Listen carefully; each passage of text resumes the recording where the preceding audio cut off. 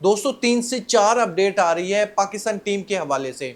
एक तो बड़ी खबर यह है कि Mohammad Wasim junior rule out हो गए हैं वर्सेस बांग्लादेश, जो T20 सीरीज थी हमारी। इसको स्क्वाड में पिक किया गया था, लेकिन आपको याद होगा कोटा ग्लैडिएटर की तरफ से ये खेल रहे थे।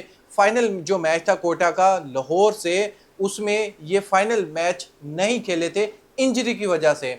अब इसको मजीद रेस्ट का डॉक्टर ने मशवरा दिया है। ये बांग्लादेश के साथ जो सीरीज है हमारी होने वाली, कोई मैच नहीं खेल रहे, ये रूल आउट हो गए हैं। इसकी जगह पर शामिल किया गया है अब्बास अफरीदी को। अब्बास अफरीदी एक ऐसा नाम है जो प्लेइंग 11 का हिस्सा बनने जा रहे हैं।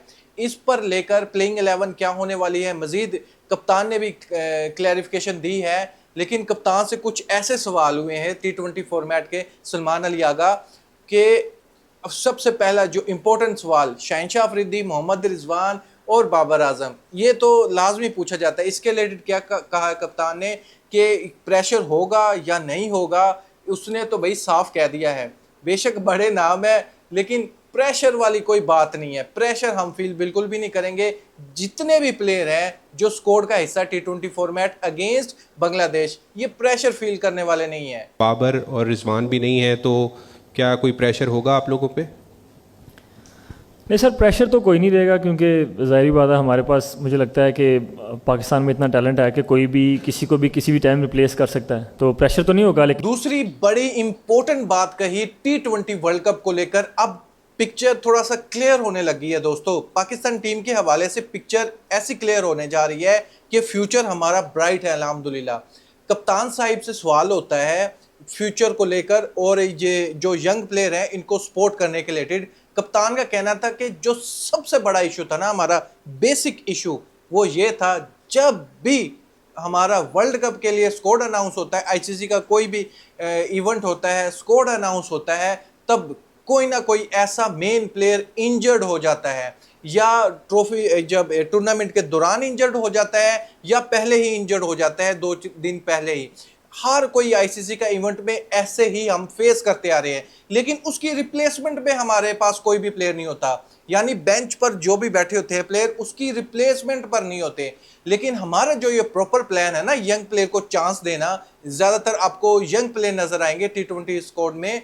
हमारा मेन मकसद ये है कि कोई भी हमारा मेन प्लेयर इंजर्ड हो जाए, उसकी रिप्लेसमेंट में हमारे पास प्लेयर मौजूद हो। श्रीलंका में T20 वर्ल्ड कप है 2026 का, तो हम 26 या 30 ऐसे प्लेयर बनाने जा रहे हैं कि उसकी रिप्लेसमेंट जरूर हो। अगर ओपनर इंजर्ड हुआ खुदा ना खास्ता, तो ओपनर की हमारे पास रिप्लेसमेंट हो, वैसे अटैकिंग क्रिकेट खेलता हो, वैसे एग्रेसिव माइंड हो। अगर कोई फिनिशर है ऐसे, अगर कोई बॉलर है ऐसे, तो हमारे पास ज़्यादा से ज़्यादा ऑप्शन हो। एक ऐसी प्लेइंग 11 बना लें जो हमें श्रीलंका में, जहाँ पे वर्ल्ड कप है, वहाँ पर हमें लगे कि बेस्ट प्लेइंग 11 वो है बिफोर वर्ल्ड कप। इसलिए हम लोगों को ट्राई कर रहे हैं, और हम चाहते हैं कि वो एक पूल इकट्ठा हो जाए हमारे पास 20-25 प्लेयरों का, कि अल्लाह ना करे कोई वर्ल्ड कप के करीब जाके आपको कोई इंजरीज होती है, जैसे पास में आपने देखा होगा कोई इंजरी होती है, तो फिर हम लोगों को मतलब वो काफ़ी मिस करना पड़ता है प्लेयर। तो हमारी कोशिश यही है कि बिफोर वर्ल्ड कप हम 20-25 प्लेयर्स का पूल ऐसा तैयार कर लेंगे, अगर कोई खुदा ना खास्ता इंजर्ड भी होता है तो हमारे पास वहाँ पर एकदम हमें ये ना लगे कि अभी क्या करें, तो हमारे पास वहाँ पर रिप्लेसमेंट मौजूद हो। दोस्तों ये कप्तान की बात तो बहुत सही है। कोई भी वर्ल्ड कप ले लो आप, आईसीसी का कोई भी इवेंट हो। देखें 2023 का वर्ल्ड कप था, फ़खर जमान इंजर्ड थे, लेकिन पहले तो रेस्ट देकर रखा फ़खर जमान को, बाद में खिलाया। फ़खर जमान ज़रूरत थी भी टीम की, लेकिन चैंपियन ट्रॉफी में भी इंजर्ड हो गए थे। नसीम शाह इंजर्ड हो गए थे एक आईसीसी इवेंट में, एक में शहनशाह अफरीदी इंजर्ड हो गए थे। यानी मेन जो हमारे प्लेयर है ना, वो इंजर्ड हो जाते हैं बिफोर एनी आईसीसी इवेंट। एक बड़ा शिकवा है, जर्नलिस्ट को सवाल भी नहीं पूछना आता, यानी होमवर्क करके नहीं जाते बिल्कुल भी। जर्नलिस्ट सवाल करता है कैप्टन सलमान अली आगा से कि जो पाकिस्तान सुपर लीग की मैनेजमेंट है ना, जो भी स्टाफ है वहाँ पर, उन्होंने पाकिस्तान सुपर लीग 2025 की प्लेइंग 11 बनाई है, यानी 12 रुकनी बनाई है, एक एक्स्ट्रा प्लेयर रखा है। लेकिन उसने जो सवाल किया था, उसने ये कहा था कि 8 ऐसे प्लेयर हैं जो पाकिस्तान टीम में नहीं है, लेकिन उस प्लेइंग 11 में मौजूद है। लेकिन यार आप सबसे पहले ये सवाल देखें, फिर इसका मैं जवाब देता हूँ। टीम अनाउंस हुई है पीएसएल की, बेहतरीन जो लड़के की भी टीम अनाउंस हुई 12 लड़कों की, उसमें 8 लड़के ऐसे हैं जो पाकिस्तान की टीम में नहीं है, लेकिन उनकी परफॉर्मेंस पीएसएल में सबसे ज़्यादा थी। और जो सिलेक्ट हुए हैं उनकी परफॉर्मेंस पीएसएल में उतनी नहीं आई। तो ये आप इसमें आप सरप्राइज नहीं हुआ कि ये क्या हुआ कि हालांकि टीम का कहा गया कि टीम की जो सिलेक्शन हुई है वो हुई है पीएसएल की परफॉर्मेंस के ऊपर हुई है, आपका नाम मेरा उसमें नहीं है टीम में। देख लिया दोस्तों, सबसे पहले ये प्लेइंग 11 आप देख सकते हैं। क्या इसमें कहीं से भी ऐसे नाम हैं 8 जो पाकिस्तान टीम में नहीं है लेकिन इस प्लेइंग 11 में है? लेकिन आप इस प्लेइंग 11 को देखते हैं, इसमें 7 ऐसे प्लेयर हैं जो पाकिस्तान टीम में शामिल है, जो स्क्वाड में शामिल है।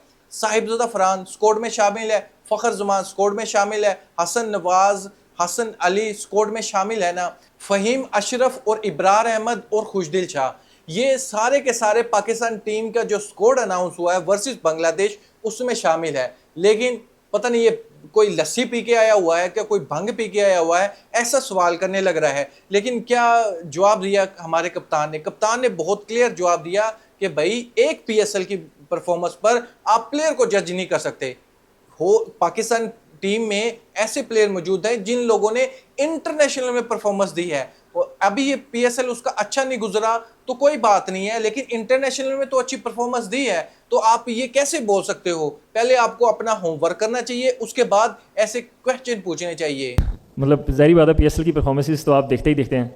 अब जिन्होंने इंटरनेशनल में परफॉर्मेंस किया आप उनको तो नहीं मतलब कर सकते ना, क्योंकि अगर उनसे पीएसएल में परफॉर्मेंस नहीं हुई तो इंटरनेशनल में उनकी प्रीवियसली परफॉर्मेंस है तो आप उनको मतलब पिक ही ना करें। मतलब पहली ऑप्शन तो यही रहती है कि जो इंटरनेशनली परफॉर्म करते हैं वो ज़ाहिर बात है टीम का पार्ट रहते ही रहते हैं। मजीद सलमान अली का कहना था कि लास्ट जो सीरीज थी हमारी उसमें सिर्फ एक ही बात थी, एग्रेसिव माइंड यानी फेयरलेस क्रिकेट खेलनी है। लेकिन इस बार कोच ने जो बताया हमें कि आपने एग्रेसिव क्रिकेट तो खेलनी है, लेकिन एग्रेसिव क्रिकेट के साथ आपने स्मार्ट क्रिकेट भी खेलनी है। जिस वजह से कप्तान का मानना है, उसका यह स्टेटमेंट भी है कि फेयरलेस क्रिकेट खेलेंगे लेकिन केयरलेस नहीं होंगे हम बिल्कुल भी। यानी माइंड हमारा ऐसा होगा, सिचुएशन क्या होगी उसके हिसाब से हमारा प्लान होगा। ये नहीं कि बस फेयरलेस ही क्रिकेट खेलनी है हर जगह पर। सिचुएशन क्या है, डिमांड क्या कर रही है, पिच की क्या रिक्वायरमेंट है, उस हिसाब से हमें चलना है। यानी हमने एग्रेसिव क्रिकेट भी खेलनी है लेकिन स्मार्ट क्रिकेट के साथ। दोस्तों अब बात करते हैं प्लेइंग 11 के हवाले से थोड़ी सी चेंजिंग हो सकती है। ऑफ कोर्स ओपनर के तौर पर साहिबजादा फरहान तो कंफर्म है, साहिबजादा फरहान ओपनर ही आएंगे। बचे 2 ओपनर साइमयूब और फखर जमान। हो सकता है कि फखर जुमान को चांस दिया जाए या फिर इन दोनों को चांस दिया जाए। अगर दोनों को चांस दिया जाएगा तो दूसरे जो ओपनर होंगे वो होंगे साइमयूब, तीसरे नंबर पर आएंगे फखर जमान। में भी मोहम्मद हारिस को रेस्ट करवाया जाए क्योंकि रिसेंटली उसकी परफॉर्मेंस अच्छी नहीं थी। अगर फखर जमान को रेस्ट करवाया जाता है तो 1 डाउन आएंगे मोहम्मद हारिस। उसके बाद नंबर 4 पर ऑफकोर्स हसन नवाज आएंगे जिसकी रिसेंटली परफॉर्मेंस भी बहुत अच्छी है। नंबर 4 पर मिडिल ऑर्डर खेले हैं इस पीएसएल सीजन में, लेकिन थे ये ओपनर ही। उसके बाद सलमान अली आगा हैं, सलमान अली आगा के बाद ये खुशदिल शाह है, खुशदिल शाह के बाद नाइब कप्तान शादाब खान, फिर क्या नाम है फ़हीम अशरफ, फिर बाद में फास्ट बॉलर को आजमाया जाएगा, हसन अली को चांस दिया जाएगा और अब्बास अफरीदी को प्लेइंग 11 का हिस्सा बनाया जा रहा है। नसीम शाह को मे भी रेस्ट करवाया जाए, नसीम शाह की जगह पर खेलेंगे ऑफकोर्स हारिस रऊफ। मे भी नसीम शाह को ड्रॉप किया जाए क्योंकि उसकी फिटनेस का इशू था। आपने देखा फाइनल के जो 2-3 मैचेस थे वो नसीम शाह ने अच्छे ओवर नहीं करवाए थे। दोस्तों ये प्लेइंग 11 होने वाली है वर्सेस बांग्लादेश, लेकिन हमारी प्लेइंग 11 में देखेंगे तो दूसरी तरफ बांग्लादेश टीम की तरफ देखो तो ज़मीन आसमान को फ़र्क आपको नज़र आएगा। हमारी स्ट्रॉन्ग प्लेइंग 11 है लेकिन बांग्लादेश की वैसी स्ट्रॉन्ग टीम नहीं है क्योंकि वो यूए से हार के आ रही है। लेकिन आपको ओपिनियन जानना चाहूँगा, आपको क्या लगता है बांग्लादेश वर्सेस पाकिस्तान जो सीरीज़ है, क्या पाकिस्तान तीनों के तीनों मैच जीतेगी? क्योंकि T20 में बांग्लादेश की टीम बहुत अच्छी है। इन्होंने रिसेंटली अपने घर पर वेस्ट इंडीज टीम को हराया है। रिसेंटली T20 परफॉर्मेंस इन लोगों की अच्छी है, लेकिन बुरा वक्त था इनका।